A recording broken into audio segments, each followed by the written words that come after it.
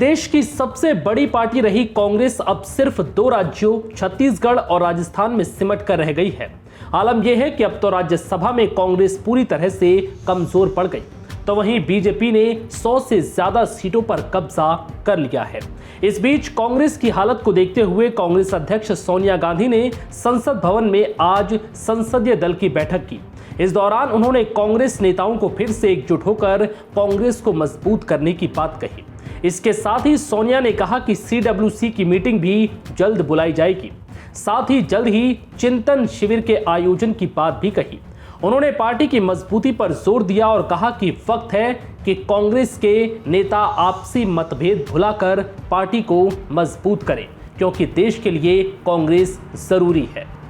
उन्होंने कहा कि बीजेपी की विभाजनकारी नीति चल रही है, ये बाज नहीं आ रही, जमीन पर संघर्ष जरूरी है। उन्होंने कांग्रेस नेताओं से महंगाई के खिलाफ अपनी आवाज को पुरजोर तरीके से उठाने की बात कही।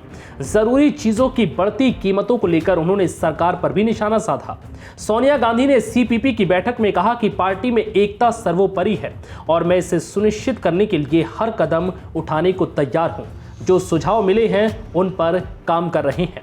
सोनिया गांधी ने कहा है कि कांग्रेस पार्टी का पुनरुत्थान न सिर्फ पार्टी के लिए बल्कि देश के लोकतंत्र और समाज के लिए आवश्यक है। उन्होंने शिविर आयोजित करने की भी बात कही। सोनिया गांधी ने कहा कि शिविर आयोजित करना बेहद जरूरी है ताकि लोग अपनी बात कह सकें और पार्टी को चलाने के लिए एक रोड मैप तैयार हो सके। उन्होंने कहा कि हमारे 4 बहुत वरिष्ठ और अनुभवी सहयोगी अभी हाल ही में राज्यसभा से सेवानिवृत्त हुए हैं। उनमें से प्रत्येक ने अपने कार्यकाल के दौरान बहुत योगदान दिया है। मैं उन सभी को धन्यवाद देती हूं।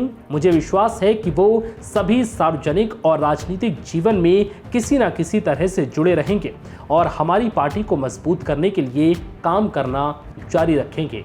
फिलहाल इस वीडियो में इतना ही। नमस्कार।